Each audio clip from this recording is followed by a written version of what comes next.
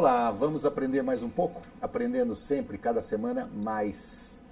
Nós vamos começar agora o capítulo à parte, um programa que traz conhecimento de todas as espécies, de todos os tipos, de todos os fetiches e aí por diante. E hoje nós vamos tratar de um assunto sério.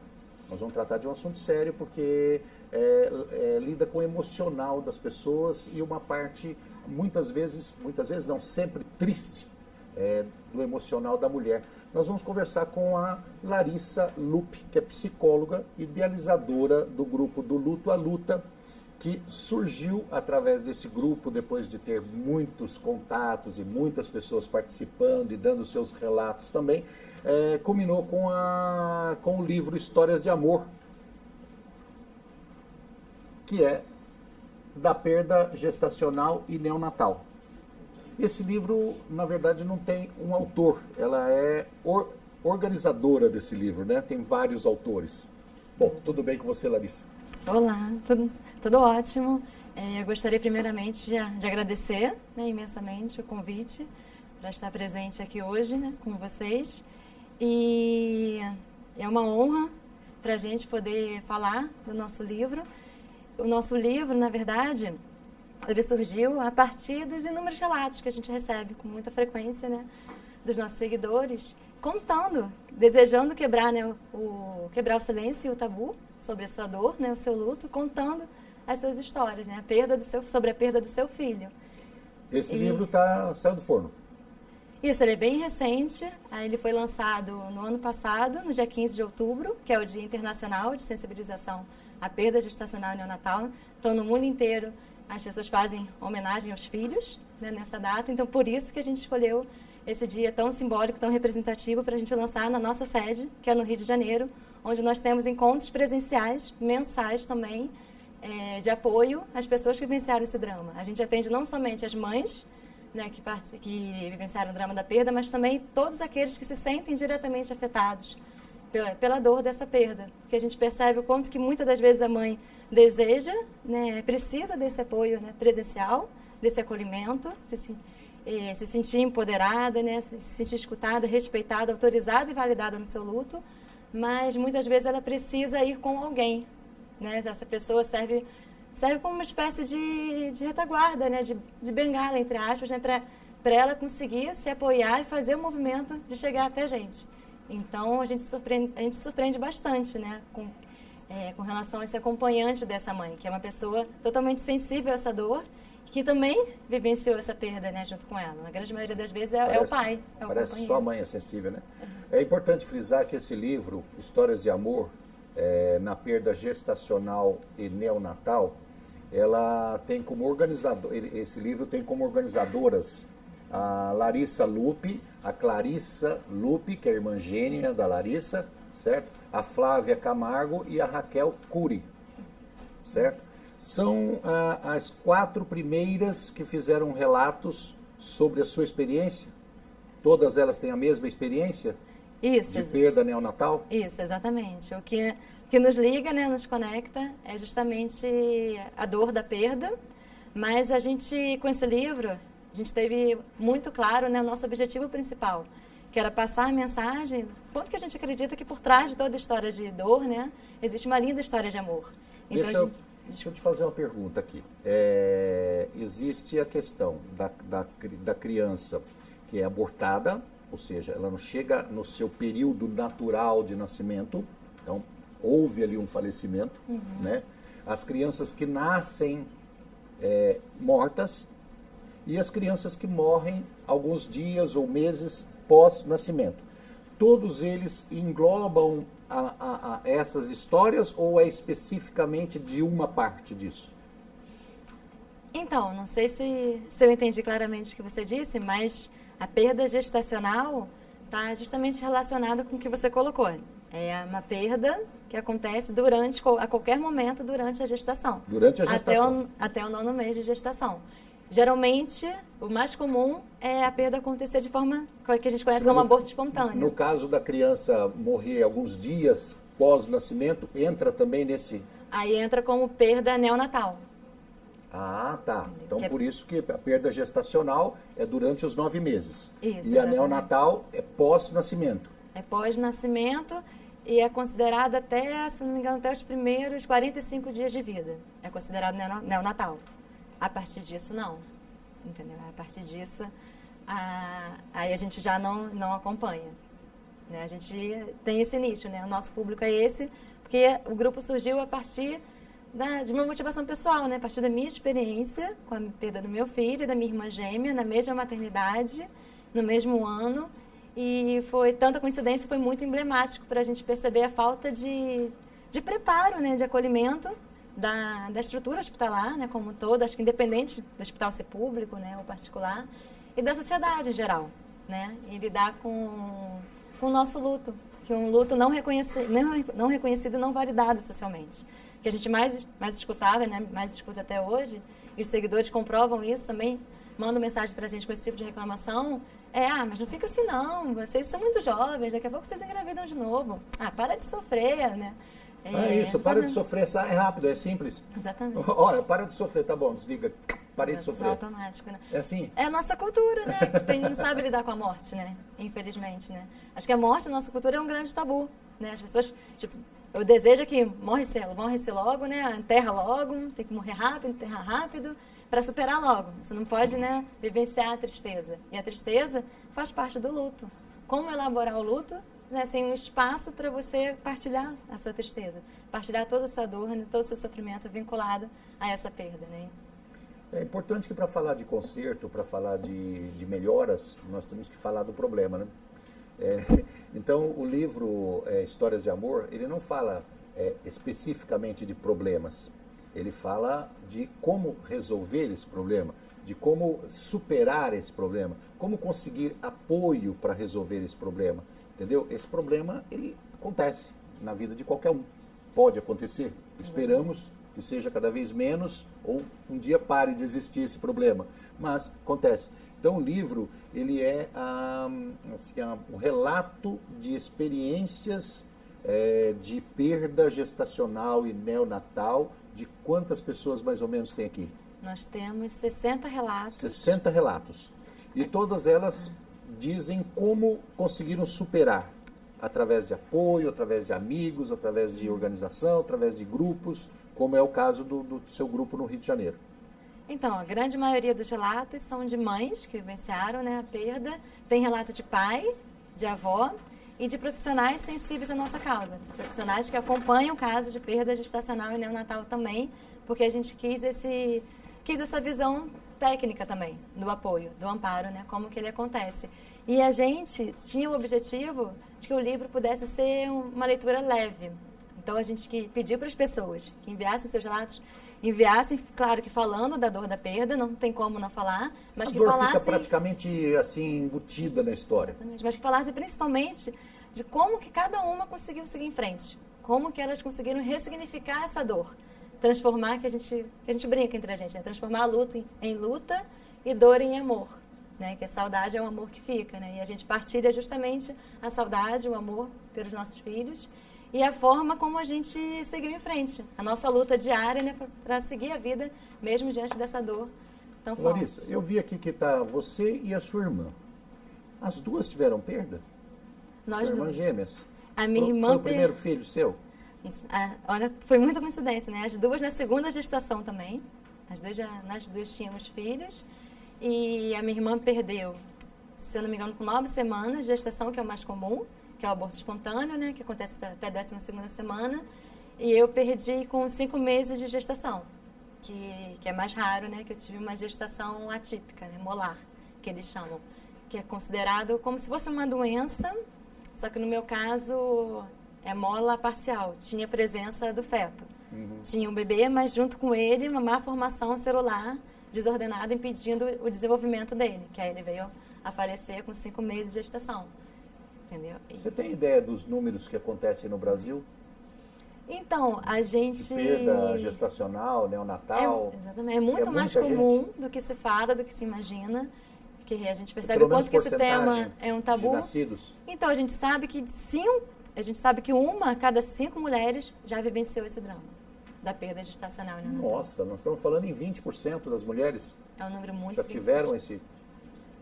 Mas nós estamos falando em 20% dos nascimentos. Não. Porque cada mulher, às vezes, tem 2, 3 filhos. Exatamente. Então, esse número pode cair aí para 5%, alguma coisa assim. Olha, estamos chutando aqui, tá, gente? Não temos os números exatos. Não tem como saber. Porque muitas vezes não a própria mulher também, muitas vezes, nem sabia que estava grávida, entendeu? Às vezes acha que foi uma menstruação mais intensa e estava abortando. Então, entendeu? Não tem como a gente mensurar. E boa parte das mulheres também não relata isso, né? Exatamente. Não coloca isso oficialmente. Então, o número deve ser grande mesmo. A gente acredita que já foi passado para a gente que é em torno de 20% realmente. Para número de nascimentos, então... Eu acredito que seja algo em torno disso também. Por que você diz aqui, numa entrevista sua, que as pessoas não se sentem autorizadas e nem reconhecidas na sua dor do luto, uma vez que o luto não é autorizado nem reconhecido socialmente? O que significa isso? Então, ele não é autorizado nem reconhecido socialmente, por quê? Então, porque não existe um velório, não existe um enterro, é isso?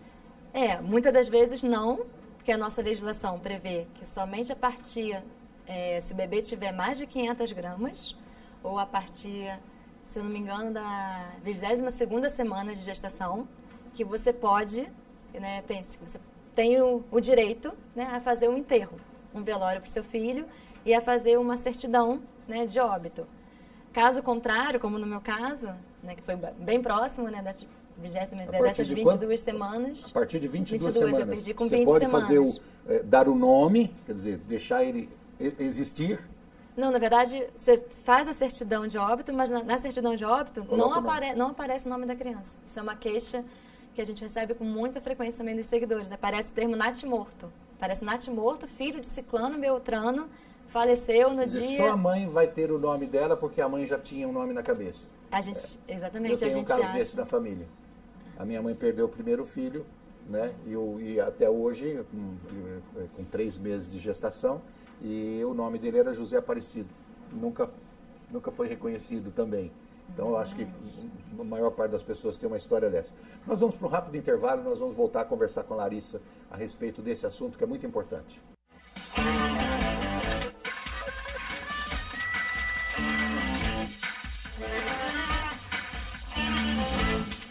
Estamos de volta com o programa Capítulo à Parte, conversando com a Larissa Lupe, que é uma das organizadoras do livro Histórias de Amor na Perda Gestacional e Neonatal.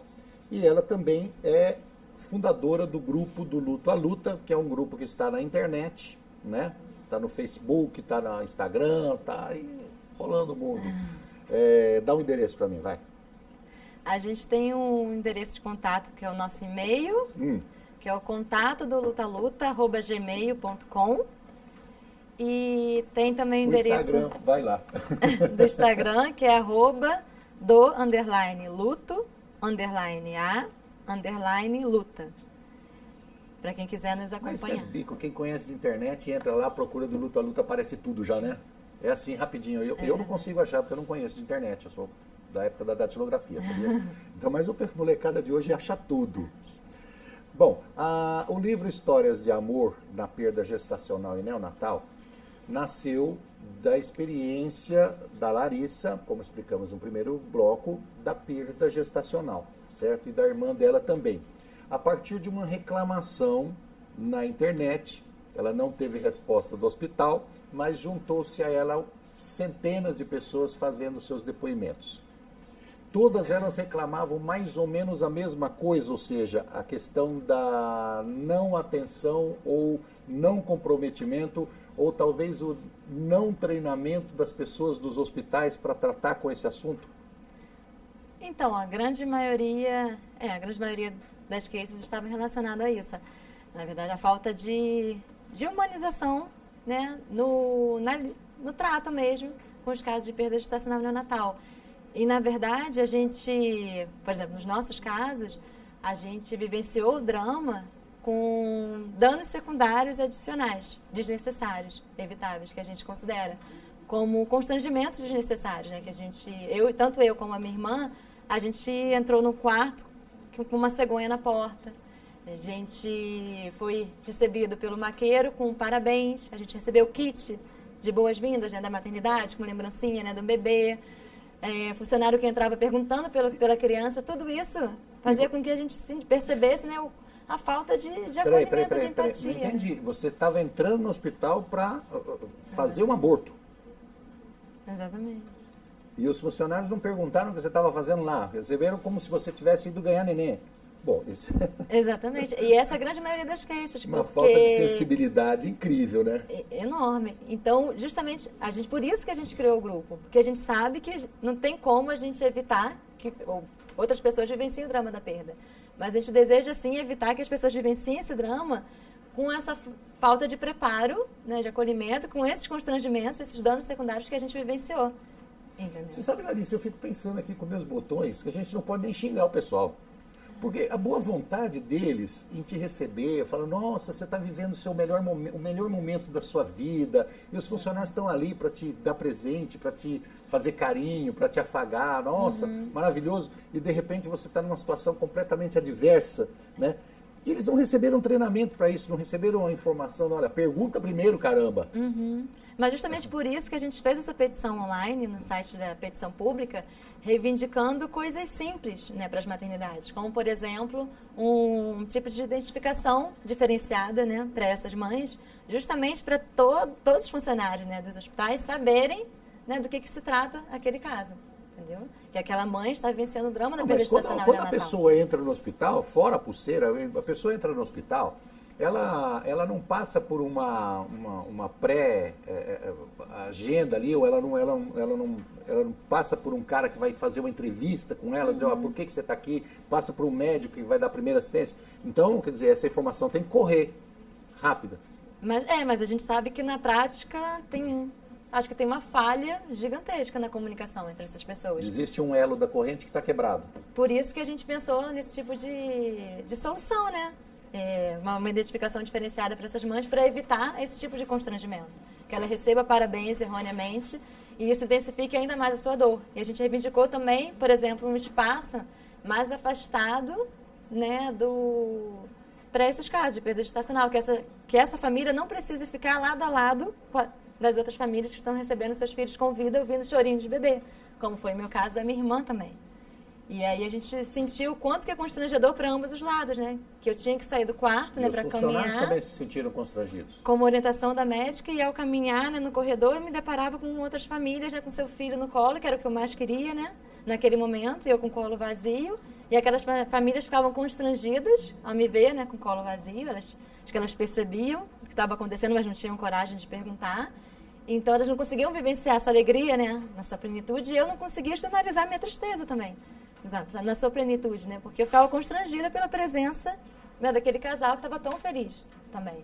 Então, a gente reivindicou essas duas coisas pensando tinha que ser, solução. inclusive, em ambientes separados, né? Porque um ambiente de tristeza com um ambiente de extrema alegria não combinam muito bem, né? Eu acho que cada um tem que ter um tempo para curtir sua dor. Cada um tem que ter o seu tempo. Tem pessoas que precisam de um tempo longo, tem pessoas que precisam de um tempo curto, mas precisam de um tempo. Precisa de fazer uma reflexão, de querer levantar, com ajuda ou sem ajuda, mas precisa querer levantar, precisa querer reagir. E esse tempo é só da pessoa, né? Com certeza. Mas justamente pensando nisso tudo que você está falando, que a gente criou a página e a gente deseja, na verdade, ser a mudança que a gente deseja encontrar no mundo, né? Então, a gente não fez um movimento que muitos sugeriram, né, de processar o hospital, processar a equipe, porque, de fato, a gente acredita que a equipe deu o melhor de si, na verdade, de acordo com a formação que eles tiveram. Mas né, não estava lá com o ISO 9000. Não estava com treinamento suficiente. Mas eles deram o melhor de si, né, de acordo com a formação que eles tiveram, que eu acho que é deficitária mesmo, né, na faculdade. Que em nenhum momento eles tiveram esse tipo de matéria na faculdade, né, de como lidar com casos de perda gestacional e neonatal, por exemplo. Então, para ser essa mudança que a gente deseja ver no mundo, a gente percebeu que a gente precisa se aproximar dessas pessoas. E não processar, né, e não ficar apontando eles, julgando, criticando. E para se aproximar, a gente criou oficinas de sensibilização, convidando esses profissionais para virem até nós e a gente fazer uma espécie de teatro mesmo, de dramatização dos casos de perda e está invertendo os papéis, colocando eles, né, como as famílias que estão vivenciando o drama da perda e a gente atendendo, Porque quem melhor do que a gente que venceu esse drama para saber na pele, né? O que machuca, o que não machuca, né? A frase ser dita, o acolhimento a ser feito. Eu aconselho as pessoas a lerem esse livro, não só por, talvez, se identificar com vários relatos que tem aqui, talvez também trazer um pouco de consolo para a sua própria pessoa, mas dar ideias, porque esse é um assunto muito complexo. Onde que a gente encontra esse livro para comprar? Então, atualmente ele está sendo vendido no site da Amazon brasileira. Site da Amazon. Histórias de amor na perda gestacional e neonatal. Sabe por que eu disse que é um assunto muito complicado? Pelo seguinte, isso tem que ser levado à Assembleia Legislativa, né? ao Senado, e por diante. Por quê? Porque nós temos que identificar na nossa Constituição a partir de que mês, a partir de qual semana que nós podemos considerar essa perda, esse feto, essa criança, como uma pessoa que pode ter um enterro, que pode ter um nome, que ele vira uma pessoa. Então, precisa identificar isso, porque parece-me que não está identificado. Por exemplo, o que é feito com esse corpo? Aonde ele é levado? Ele é dado para a mãe, como é dado as cinzas de uma pessoa cremada? O que acontece? Então, é uma discussão bastante séria, bastante polêmica, que precisa ser levada em consideração. Né? Já que o livro toca nesse ponto, eu acho que quanto mais pessoas entrarem nessa discussão, de repente suscita aí uma ideia clara que pode ser levada aos políticos para tomarem uma decisão a respeito disso. Falar, olha, nós decidimos, ou o povo decidiu, ou o pessoal que participou decidiu que será assim, até aqui é isso, até ali é isso. Você concorda comigo? Com certeza. Eu acho que precisa esticar esse assunto. Você tem toda a razão, até porque a gente percebe nos casos que entram na legislação, como eu estava te falando, né, que a partir de 500 gramas, né, do peso do feto e a partir da 22ª semana de gestação, a legislação concede o direito ao enterro, e nesses casos que a pessoa consegue elaborar muito melhor a perda desse filho, porque consegue fazer os rituais antes desse prazo? Consegue fazer os rituais de despedida. Antes, geralmente, pelos relatos, a gente percebe que vira lixo hospitalar. Descartado. Então, tem famílias que podem não ligar para isso, mas eu acho que a grande maioria não concordaria com isso. E eu acredito que nas reuniões que vocês fazem lá deve ter esse tipo de assunto, esse tipo de discussão. Eu não concordo com isso. Tem, né? Exatamente.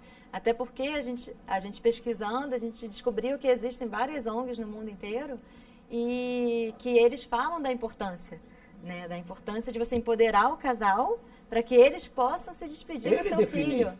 Exatamente, o casal que sabe, entendeu? Se eles estão prontos, se eles desejam ou não se despedir do seu filho e qual a melhor forma de fazer essa despedida. E o quanto que qualquer tipo de ritual de despedida, independente da idade gestacional dessa criança, é fundamental no processo de elaboração do luto dessa família.